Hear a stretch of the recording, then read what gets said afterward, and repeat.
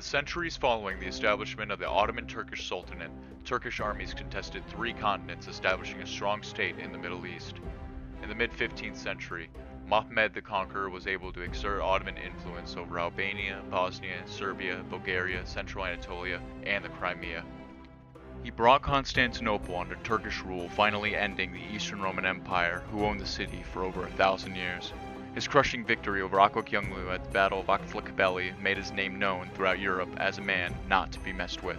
His grandson Selim I brought much of Syria, Hejaz, the Holy Land, and Egypt under Turkish hegemony in the early 16th century, and by this point, the Ottomans were becoming one of the most powerful forces in the world, rivaled in Europe only by Spain. Selim was succeeded by his son Suleiman in 1520. Suleiman used the advanced militaries that his predecessors built to subdue Iraq and Tripolitania. Due to a succession crisis in Hungary with mounting instability, he was able to seize large parts of the kingdom. He came into conflict with the Holy Roman Emperor and Archduke of Austria and nearly took Vienna after multiple assaults in 1529, but was forced to withdraw due to heavy losses in a coming winter, which would wreak havoc on the retreating forces. Suleiman was angered by this defeat and vowed to make sure something like this would never happen again. Suleiman's main goal was to conquer as much of Europe as possible, hoping to establish a strong and long-lasting state in southern Europe. He hoped to seize Malta, which he could use as a stepping stone to take Sicily, which he intended to use as a base of operations against Naples. The Knights of St. John, also known as the Knights Hospitaller, controlled Malta. The Knights of St. John had previously controlled the island of Rhodes, however Suleiman annexed the island in 1522 after a bloody 6-month siege. Philippe Villiers led a valiant defense, inflicting anywhere from 20,000 to 60,000 casualties while he only commanded 6,700 men. Most of the knights were killed in the defense and were forced out, until the Holy Roman Emperor granted them Malta. 40 years had passed since the bloody engagement at Rhodes, and the knights had fresh recruits to replace their fallen brethren. In 1654, Mathrin Romigus, one of the prime admirals of the Knights, commandeered a Turkish fleet, taking important prisoners, including the governors of Cairo and Alexandria. Suleiman used this as a reason for war, vowing to wipe the Knights of St. John from the face of the earth. The Ottomans took their time preparing for war. Suleiman, known as the Magnificent, was a wise leader and remembered the bloody siege of Rhodes all those years ago. Ensuring that he would be victorious, he prepared one of the largest Renaissance fleets. Sources vary, but generally agreed upon is 160 to 200 ships, unprecedented since ancient Rome. Spies in Constantinople reported a large number of ships congregating, and warned Jean Parisot de Villette, Grand Master of Knights. Villette stockpiled resources and food, recalled all knights serving elsewhere, and poisoned the wells so that the invaders would not have an easy time supplying their armies.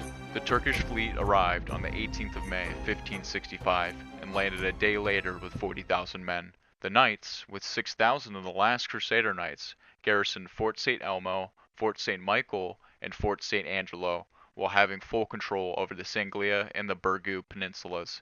There were some disagreements amongst the Ottoman high command over where to attack first. Vizier Mustafa Pasha wanted to seize the lightly garrisoned capital Medina and then move on to Fort St. Michael and Fort St. Angelo, where Piila Pasha wanted to take Fort St. Elmo first.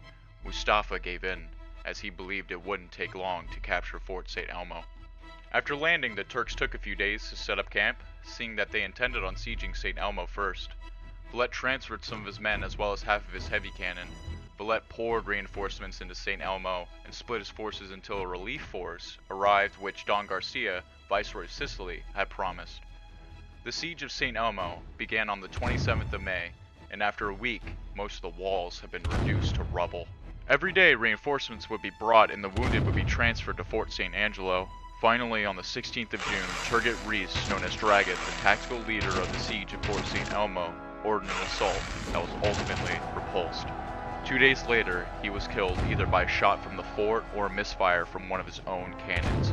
Nearly a month into the siege, on the 23rd of June, the Turks took St. Elmo in a final assault, killing all 1,500 defenders and sparing only 9.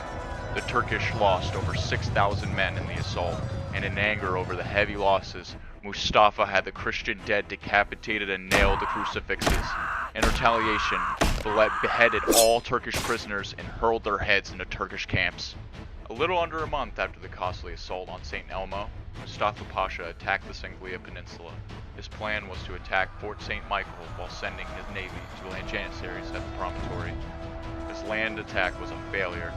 Troops crossed from the Burgu to augment the force of St. Angelo, and a foreman warned the Maltese the amphibious strategy, which allowed Macelod to build a wooden wall along the promontory.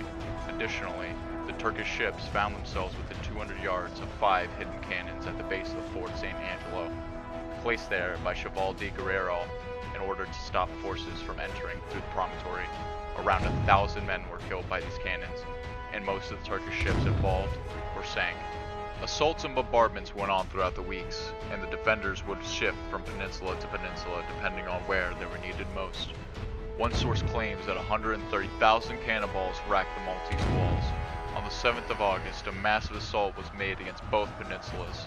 The lower towns were taken, and hope was nearly lost as hundreds of knights lie dead. However, a retreat was forced by Vincenzo Onestaghi, the cavalry commander who managed to sally from the capital Medina into the Turkish field hospital, killing the unarmed and the vulnerable. 2 weeks after the assault of August 7th, another attack was made, but repulsed. Day and night, the cannonballs pounded the walls, massive amounts of gunpowder were poured into the siege, and by this point, it was becoming extremely cost inefficient for Suleiman and his empire.